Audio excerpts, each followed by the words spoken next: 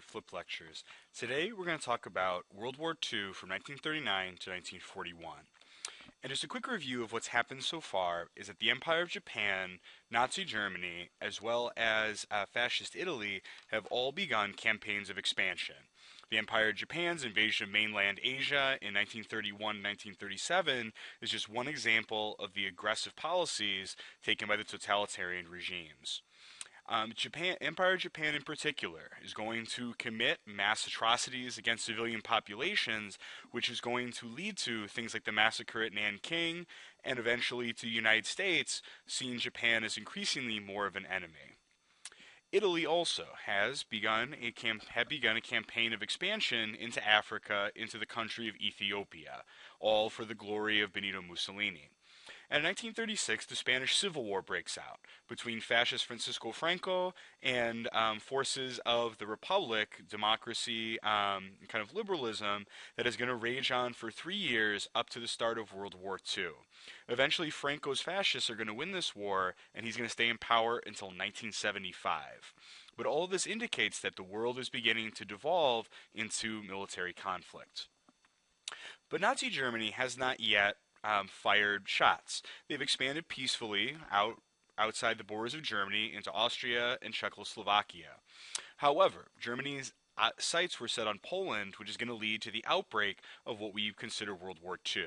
But ultimately, the conflict is well underway by 1939. So the United States, as all of this is happening, is going to pursue a policy of isolationism after World War I. Believing that their involvement had been a mistake, a large amount of Americans, including the America First Committee, are going to push for the United States to avoid getting involved in a second European conflict. And so two neutrality acts, two laws in the United States, are going to enforce this neutrality. The first is going to make it illegal for the United States to even sell supplies to any country at war. But then that was amended in 1937 to say that foreign countries could buy goods, but they had to pay cash, no credit, and they had to provide transportation for the goods because they didn't want another situation like the Lusitania in which Americans would be killed and then ultimately drag the United States into a war. But for his part, President Franklin Delano Roosevelt believes in a policy of internationalism. He wants the United States to be involved in trying to preserve peace in the world. But since he is a democratically elected leader, FDR is going to keep the neutral policies in the 1930s that are going to be favored by the majority of Americans. But keep that in the back of your mind as this conflict rolls forward and Roosevelt begins to inch the United States towards involvement in the war. So before the invasion of Poland, the Nazis very wisely dealt with the Soviet Union first. Now, the Soviet Union was powerful, and they were on the other side of Poland. And there was a fear among the Nazis that if they invaded Poland, the Soviet Union might intervene. And so leaders from Germany and the Soviet Union signed a non-aggression pact in which they decided not to attack each other, and that once the invasion of Poland began, they would actually both invade and carve up the country between the two. But as the one political cartoonist to the left is going to note, a lot of people wondered how long this alliance would actually end up lasting. And so on September 1st of 1939, German tanks rolled over the border between Germany and Poland in order to begin the Nazi conquest of the country of Poland. And so the invasion of Poland is going to only last a few months, as German airplanes, tanks, and weaponry, the most advanced in the world at the time, led to a new style of war known as the Blitzkrieg. And as German forces very, very quickly, using airplanes and tanks and trucks, pushed across the border, the Polish army was not ready to basically oppose them. The idea of Blitzkrieg, using fast machinery in order to very quickly and swiftly try to win a victory, becomes a new standard for the war and for future tactics. And so the Blitzkrieg, again, characterized by industrial machinery, characterized by fast-moving airplanes, all in the interest of very quickly and swiftly destroying enemy opposition and capturing major strategic points like cities such as Warsaw in Poland. So after only 35 days, the Polish army ultimately surrenders. But after the invasion, the allies of Great Britain and France are going to declare war on Germany. And so at this point, World War II has officially began, pitting Great Britain and France, along with all of their colonies, China, Norway, as well as China, Norway, and some other small countries, form what are going to be known as the Allied powers. And then Germany, Italy, and the Empire of Japan form what are known as the Axis powers. So now the battle lines are drawn and the war has begun. And so into 1940, the war is going to escalate, where the Nazis invade Northern Europe, including the countries of Norway and Denmark, and by May, the Nazi military was planning an invasion of France. And so very quickly and swiftly, the Nazis looked to take their peaceful expansion into more aggressive military expansion. France, for their part, however, after World War I, had feared the return of the German army. And so they had actually built a very, very strong fortification known as the Maginot Line in the border between France and Germany. This Maginot Line had bunkers, had tank obstacles, had heavy artillery, but the only problem with it is that it did not extend north to the border with Belgium. And so ultimately, this paranoia after World War I led France to build this giant defensive fortification, but it became useless as the Nazis simply avoided this Maginot Line by invading north through Belgium into France. And so a lot of Allied soldiers who were trying to defend France actually got trapped in Belgium and were forced to retreat north to the English Channel to a place called Dunkirk. But essentially, France is going to fall again in a matter of mere months, as the German blitzkrieg caught the Allied powers sleeping, and ultimately France too is going to fall. But for the Allied army trapped on the northern coast of France at Dunkirk, it looked like the war might end before it even got started. But the British Army and the British government called upon anybody in England with a boat to board that boat, sail across the English Channel, and pick up as many soldiers as possible. And so the so-called miracle at Dunkirk evacuated the Allied army almost person by person by using an almost entirely civilian fleet of ships.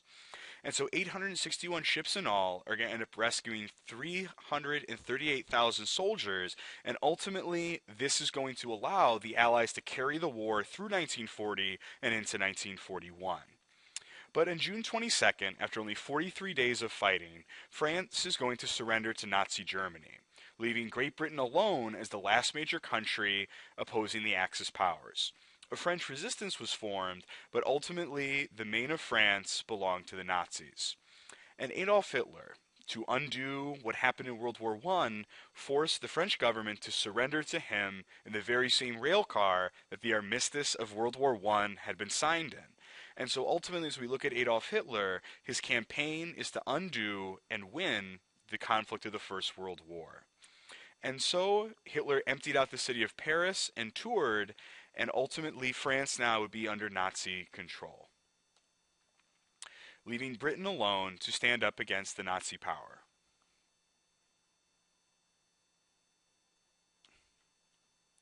And so ultimately, by June of 1940, everything in red is controlled by the Axis powers, and everything in blue is controlled by the Allies. As you can see, Great Britain is pretty much on their own, and the Soviet Union, even though it's colored in blue, is actually still going to be neutral at this time.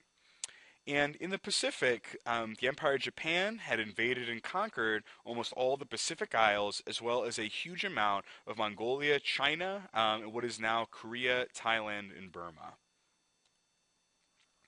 But for all of this, the United States remained neutral, and the America First Committee was committed to try to keep the United States out of this war. And so these political cartoon on the right shows that some people, such as Dr. Seuss, believe that the war inevitably would touch America and the United States should recognize the real threat that the Nazis represented. And so again, more political cartoons kind of trying to push the United States into war.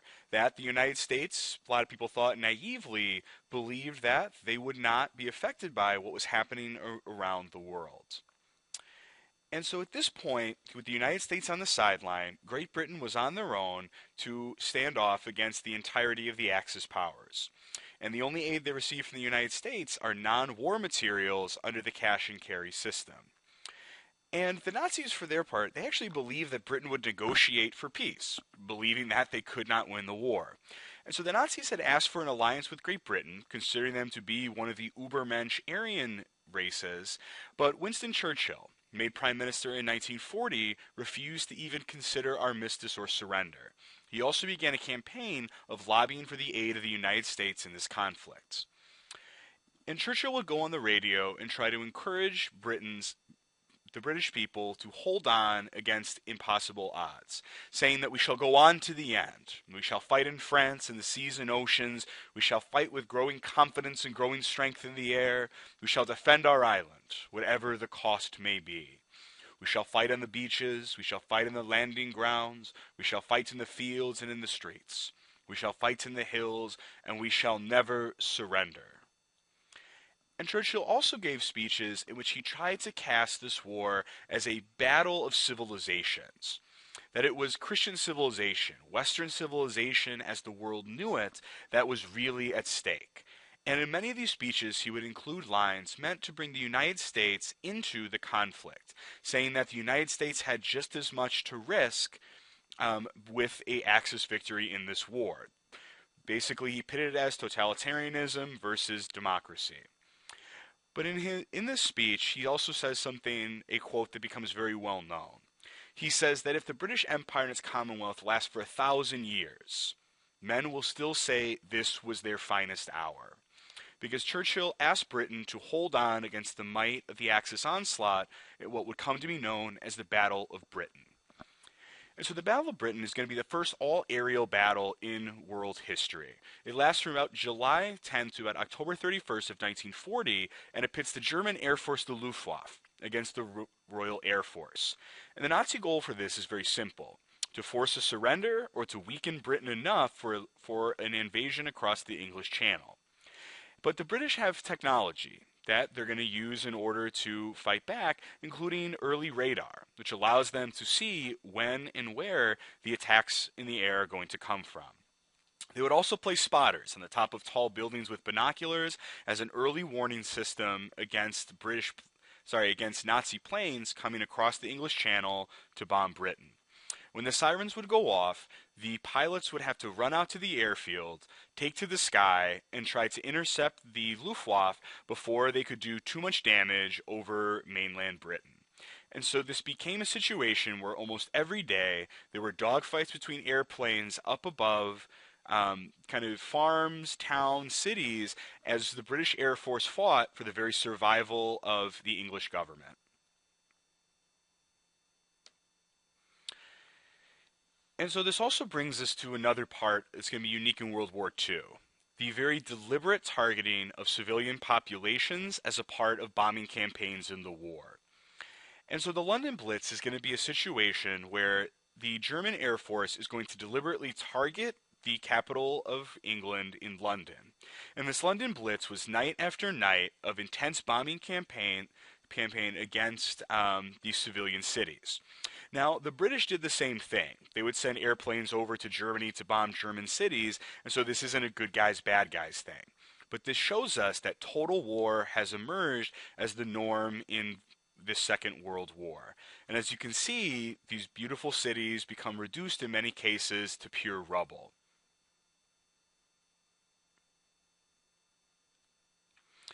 And so in England, the subway stations actually became makeshift bomb shelters, as people were encouraged, especially at night, to go underground in order to protect themselves against the nightly bombing raids by the German Luftwaffe.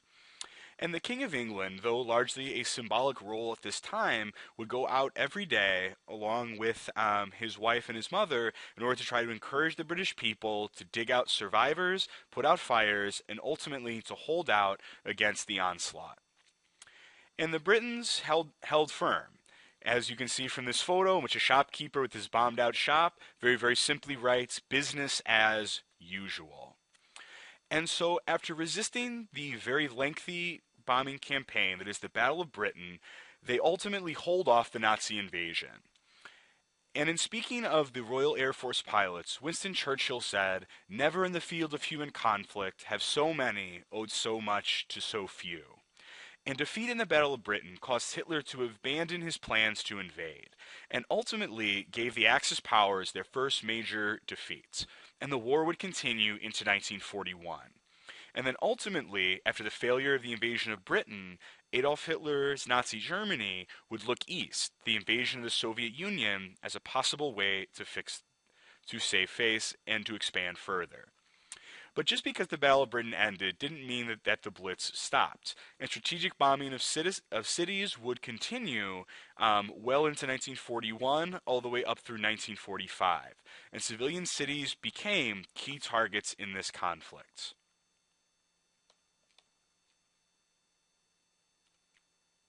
And so after the Battle of Britain, again, the balance of powers are going to stay the same. But then the Nazis are going to look east to the Soviet border and make ultimately the mistake that cost them the war. And so that honeymoon between Joseph Stalin and Adolf Hitler, it's not going to last. And on June 22nd of 1941, the Nazis are going to invade the Soviet Union in what becomes known as Operation Barbarossa. Even though it violated the German-Soviet non-aggression pact, the Soviet Union was pretty much expecting the Nazis to eventually invade. But the Nazis invade for a number of reasons. They disagree with Stalin. Adolf Hitler hates communism more than any other ideology, as well as the wanting the Soviet Union's territory and rich natural resources, especially oil. And then ultimately, in Mein Kampf, Hitler had written that the Slavs were Untermensch, subhuman, and so of course they were ripe to be conquered. And there's also another reason he takes the risk. In the 1930s, Joseph Stalin had purged anyone he thought wasn't loyal to him, including most of his experienced military leaders. And the brutal communist regime, the Nazis believed, would force the people of the Soviet Union to actually turn against their leaders and embrace the Nazis not as invaders, but as liberators. And so the Eastern Front was opened, the bloodiest of the war, in which about 31 million people are going to die fighting in the Soviet Union. The Germans are going to lose about 4 million, Soviet Union is going to lose about 27 million. And so as you can see from this map, the Nazi invasion is multi-direction, as they try to take the major cities of Leningrad, Moscow, and to a lesser extent, Kiev and the city of Stalingrad. And so the Soviet army is unprepared to stand up against the Blitzkrieg. And so they begin retreating further and further into the Soviet Union, destroying all land and resources, a tactic known as scorched earth. In this way, the Nazis would be deprived use of crops and use of any sort of resources, and the deeper that they got inside the Soviet Union, the harder it was going to be for them to get supplies. And ultimately, as the Soviets retreated, they used that time to build a larger army and ultimately wait for the cold winter to stop the Nazis in their tracks. But major battles at Kursk are going to be characteristic of this war in that they involve a large number of tanks in a way that was never seen before in World War I. And so these massive battles are going to be joined, resulting in very heavy casualties as the war is going to drag on. And so the Soviet Union mobilizes almost 6 million soldiers by the end of the war, and about 500,000 of those are going to be women who are going to be in service of the Soviet army. And so once the invasion happens, even though Winston Churchill does not trust Joseph Stalin, he decides to offer the extension of an alliance. And so now the Allied powers are Great Britain and the Soviet Union. And Winston Churchill said, if Hitler invaded hell, I would make at least a favorable reference to the devil in the House of Commons. Winston Churchill more than willing to work with somebody who he doesn't trust and he thinks is brutal as long as he is on his side. And so on the Eastern Front, another battle was joined, known as the Siege of Leningrad. And so September 1941, it's going to last 900 days, nearly 3 years until January of 1944. And inside the city of Leningrad, over 2 million Soviets are going to be killed. And the siege is characterized by widespread starvation, extreme weather, and destruction. But again, the Soviet Union is simply willing itself to hang on against the Nazi army. And so ultimately, this map will give you a sense of how the war has gone so far, with the Nazis invading out from Germany in multiple directions, as well as Italy pushing down into Africa. And so at this point, the war is picking up. Bodies are littering streets. People in Leningrad are struggling to try to survive on whatever they can find to eat. Death becomes an everyday reality within the Soviet Union. But the Nazis had made a mistake. They opened up a two-front war that would divide their attentions and their resources, and they would begin to wear down starting in 1941 all the way to the end of the war in 1945. So ultimately, our last piece of this is how does the United States get into the war? And the United States is a sleeping giant. It's a large, powerful, industrial country that has not been involved in the war so far. And so the United States is going to gradually enter the war. And a lot of people don't think that they should. The America First Committee especially, as well as FDR's pledges of neutrality, gave a signal to the world the United States would maybe not be involved in this conflict.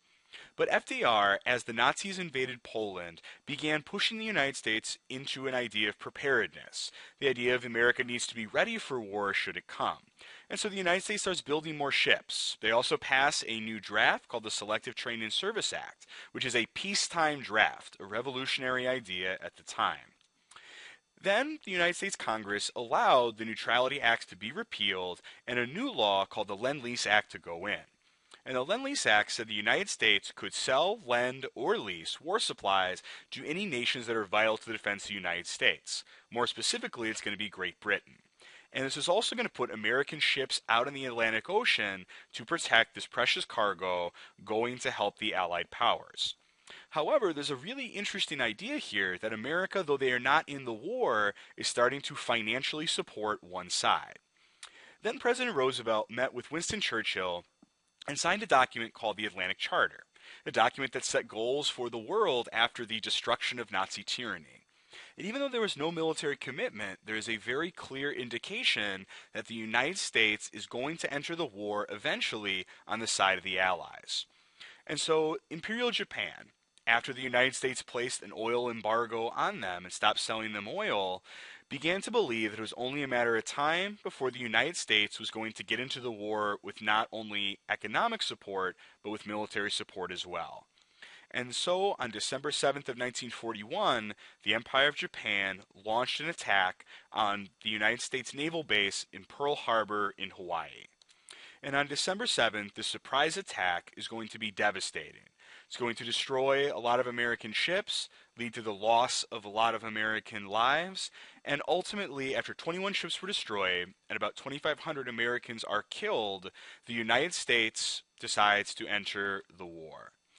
And so President Roosevelt addressed Congress in which he said, December 7th, 1941, a date which will live in infamy. The United States was suddenly and deliberately attacked by the naval and air forces of Japan. And that no matter how long it may take us, the American people in their righteous might will win through to absolute victory. And so as the United States Congress declares war, at the end of 1941, the character of the war is going to forever change. Where the Allied powers are now going to be Great Britain, the Soviet Union, and the United States to face off against the Axis powers that are clearly winning the war